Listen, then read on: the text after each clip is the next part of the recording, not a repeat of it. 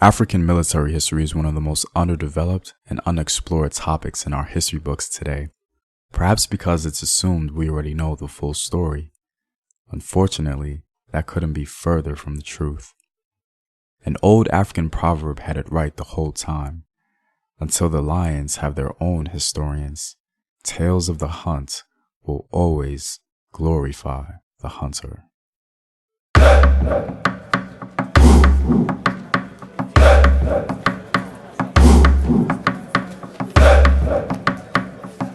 What up, African world? It's Home Team here, and I'm back at it with another video of African history, culture, and worldview. And remember, if you want access to sources, courses, exclusive videos, or if you simply just want to support the Home Team, you can do so on patreon.com. The link is in the description box below. Today, the line will tell its tale with a top 10 list as we discuss the neglected military victories of African kingdoms and empires against foreign invaders. So let's get right into it. For number 10, I thought I'd start off slow with a symbolic victory. Symbolic victories are underappreciated at times when it comes to world history, but it's still noteworthy. The War of the Golden Stool was probably the greatest symbolic victory in West African history. Even though the Ashanti lost their sovereignty in the back and forth battles of the Anglo-Ashanti Wars, the British still pushed to gain a stronghold over the Ashanti by demanding that a European possess the golden throne of the Ashanti. The Ashanti Golden Stool was a living embodiment of the Ashanti state and the very symbol of the Ashanti peoples, living, dead, and yet to be born. This was the worst possible offense anyone can commit against the Ashanti. Immediately, Ya Asantewaa, Queen Mother of the Ashanti, rallied the troops with the goal of protecting the Golden Throne. Many casualties took place on both sides, but the Ashanti were successful in their pre-war goal to protect the Golden Stool, the living embodiment of African pride. The British never did get that stool, as the Ashanti ultimately maintained the essential integrity of their socio-political system. Coming in at number 9, we have the Ajuran Empire. Now this may surprise some of you as it's high on the list because of the significance of Ajuran and their exceptional naval capacity, one of the few Africans to actually do so. Even though the Portuguese successfully took the city of Barawa in Somalia, Somali forces continued to fight relentlessly, and the Portuguese couldn't even occupy it. The Portuguese again tried to flex their muscles by sailing and taking the city of Mogadishu, which was one of the wealthiest cities in Africa at the time. A naval battle ensued, and a Somali-Ottoman alliance was able to drive the Portuguese from key cities along the African coast. The Ajuran-Portuguese Wars was one of the first naval battles between an African force and a European power, and the political acumen and naval prowess of the Somali drove them to victory. For number 8, we have New Kingdom Egypt. The Egyptians probably had the weakest military in all of African history. It seemed as though everyone who even thought of conquering Egypt did so. The Hyksos, Assyrians, Persians, Greeks, Romans, and the list just goes on and on. But of course, at times the Egyptians had their glory, and their most glorious victory had to be against the Hyksos. Ironically, the Hyksos were militarily superior to the Egyptians in nearly every way. They employed horse-drawn chariots, which gave them greater mobility than the Egyptian infantry. Contrary to popular belief, horses were in rare use amongst the Egyptians militarily during this time. Also, the bronze helmets, armor, and weapons of the Hyksos gave them a clear advantage over the Egyptians' softer copper weapons and near-naked infantry protected by hide shields. The Hyksos ruled northern Egypt for about a century until Pharaoh Ahmose completed the reconquering of northern Egypt and finally expelled the Hyksos, bringing about a military revolution in Egypt and the most popular reference in Egyptian history, the New Kingdom. The Egyptians taking back Egypt from the Hyksos was one of the most pivotal victories the Egyptians could have accomplished militarily. For number 7, we have the Congo Empire. There's no doubt that Congo fell because of civil unrest due to the Mani Congo, or the Kings of Congo. The kings of Congo were absolutely obsessed with the goods and services of the Portuguese, even to the detriment of their own people.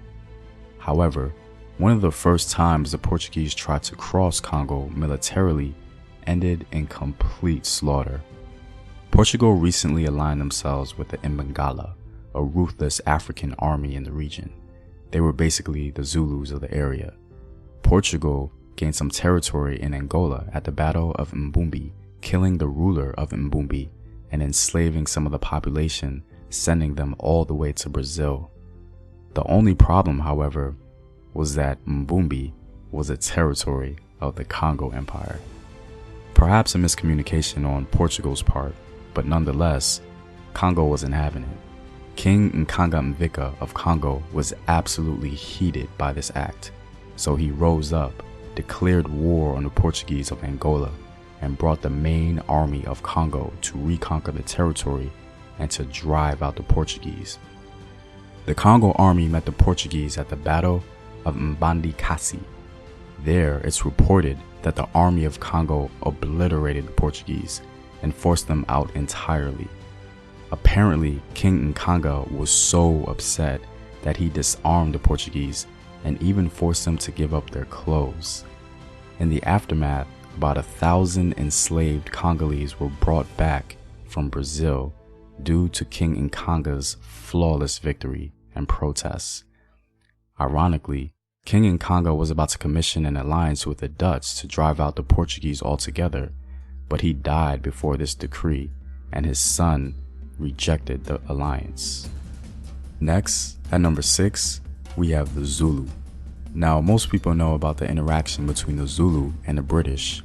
Well, this one particular battle was important because it literally immortalized the Zulus in world history forever. The Zulu interaction with the British at the Battle of Isandlwana single-handedly made the Zulus the most popular group of Africans below the Sahara. The Zulu are known to have inflicted the British with its worst defeat against an African force. The devastating defeat of the British at Isandlwana forced the British to take the Zulus very serious and ironically hastened the end of the Zulu kingdom. But the Battle of Isandlwana was Britain's first attempt to conquer the Zulu kingdom. The British wanted war and gave demands to the Zulu king at the time, knowing that he couldn't possibly accept. And so the battle begun. The Zulu princes of the battlefield had tactically outmaneuvered the British in nearly every way imaginable, which led to a decisive Zulu victory, solidifying Zulu pride and etching the memory of Zulu power throughout mankind. The Zulu victory at the Battle of Isandlwana was quite literally the African victory heard throughout the world. Coming in at number 5, we have the Rosvi Empire. The Rosvi Empire played absolutely no games at all. As the Mutapa Empire began to decline, the Portuguese began to dominate the region south of the Zambezi River. Due to the failed social and political interaction between Mutapa and Portugal, many independent armies began to arise. The most dominant of these armies was the Rosvi, literally known as the Destroyers. Their leader came to be known as Shangamire Dumbo, and he reportedly used a bullhorn formation years before Shaka Zulu. This actually might be believable because what he did to Mutapa and the Portuguese is nothing short of total domination. The glory of the Rosvi is something special because not only did they have to fight the Portuguese, but they had to fight Mutapa as well, Mutapa being backed by Portugal, of course. Shangamire's first encounter with the Portuguese was at the Battle of Mwangwe. The Rosvi, even without firearms, still managed to defeat the Portuguese. After this victory, the Rosvi had to go through Mutapa and carried the day once again in total victory. From that point on, Shangamire Dumbo drove incessant war with the Portuguese and their African allies, completely dominating them at every turn, defiling their churches and even digging up their graves. The dominance of the Rosvi over Portugal forced the Portuguese to leave the plateau altogether. Despite the technological disadvantage, Shangamire's tactical military superiority over the Portuguese is one of the most underdeveloped topics between Africans and foreign invaders. And coming in at number 4, we have the Mali Empire. The Mali Empire was no doubt the most powerful military force in West Africa in the 15th century. And unfortunately, the Portuguese found that out the hard way. And by now you should have realized that many African nations completely dog-walked the Portuguese right out of their region. This was largely the case because the Portuguese came to West and Central Africa during a time when many of the African empires were still in their prime. Anyway, it was during the rule of Mansa Wali Kita II that Mali made its first contact with Portugal. In the 1450s, Portugal began sending slave raiding parties along the Gambian coast. The Malayan vassal state in Gambia was caught off guard by both the Portuguese vessels and probably the fact that they had never seen white people before. Regardless, the Gambia was still firmly in Mali's control, and these raiding expeditions were met with disastrous fates for the Portuguese. Many people believe that the Somali were the first people to engage in a successful naval battle with a European power, but that's actually false. It was the Mali Empire that first successfully engaged a European force in naval warfare, and they did it nearly a century before. The Mali Empire countered the Portuguese raids with shallow draught boats, successfully intercepting Portuguese longboats. The Mandinka devastated the Portuguese in these battles, inflicting a series of defeats against them due to Mali's expert use of poison archery. The numerous defeats at Gambia forced the Portuguese king to dispatch Diego Gomes to secure peace with Mali, changing the relationship into a peaceful trade-like exchange. Breaking our top 3, we have Ancient Kush. Ancient Kush was probably the most powerful defensive military force in ancient African history. This is true because Kush has never once been conquered by non-Africans, and it's not like some didn't try. The Persians under Cambyses II conquered Egypt at the Battle of Pelusium in 525 BC. Persian soldiers used cats as shields because they knew the religion of Egypt forbade harm towards cats. So of course, because Persia, like nearly every other nation, conquered Egypt so easily, they thought Kush would be the same. They couldn't have been more wrong. According to Herodotus, the Greek historian and geographer, Cambyses wanted to conquer Kush, so he sent spies to the pharaoh of Kush disguised as messengers bearing gifts. But it was obvious to the Kushite king that the Persians were spies. So the Kushite king mocked Cambyses' gifts in front of the messengers and dared Cambyses to march on Kush. Of course, the Persian king was infuriated and in response led a huge army to Kush.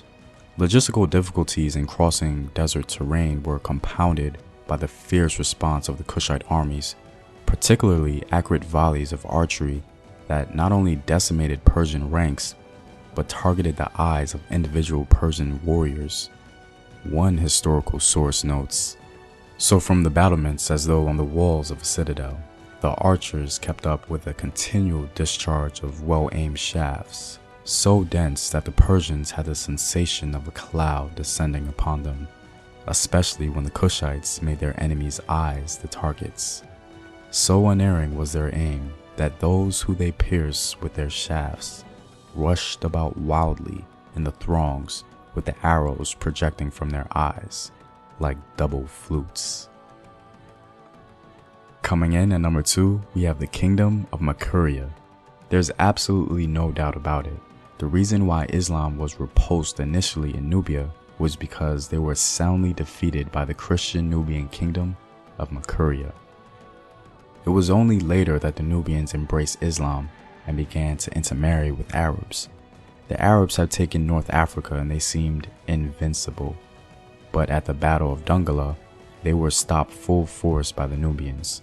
For almost 600 years, the powerful bowmen of the region created a barrier for Muslim expansion into the northeast of the African continent, fighting off multiple invasions and assaults with stinging swarms of arrows.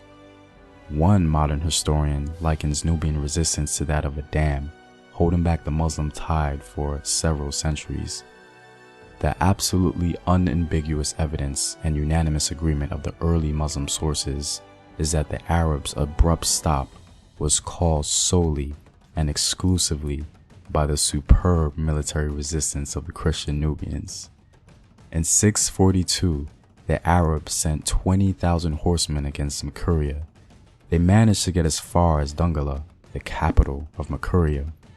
However, in a rare turn of events, the Arab forces were beaten back. The Muslims found that the Nubians fought strongly and met them with showers of arrows. At the Battle of Dongola, it's been reported that the majority of the Arab forces returned with wounded and blinded eyes, and it was this legendary battle that the Nubians were called the Pupil Smiters. One day, they came out against us and formed a line. We wanted to use swords, but we were not able to, and they shot at us and put out eyes to the number of 150. The battles at Dongola shook the confidence of the Arabs so greatly that they withdrew from Nubia completely. And finally, at number 1, we have the Abyssinian Empire. The Battle of Adwa was the most significant victory for African people against foreign invasion. Ethiopia's victory over the Italians was significant, especially because the whole continent was being swallowed up by European imperialism at the time. Ethiopia was the only region that stopped it. Italy had acquired Eritrea and parts of modern-day Somalia and sought to improve its position in Africa by flexing their muscles. King Menelik of Ethiopia ensured that Italy would not get their way, and he prepared for battle. Sources tell us that the Italian army had been completely annihilated, while Menelik's was completely intact as a fighting force and gained thousands of rifles and a great deal of equipment from the fleeing Italians. The Italians retreated back to Eritrea, while about 3,000 prisoners were taken. The Battle of Adwa was a decisive defeat for Italy and secured Ethiopian sovereignty. Few events in the modern period have brought Ethiopia to the attention of the world as has the victory at Adwa. Our own scholars here in America sums up the victory of Adwa nicely. After the victory over Italy in 1896, Ethiopia acquired a special importance in the eyes of Africans as the only surviving African state.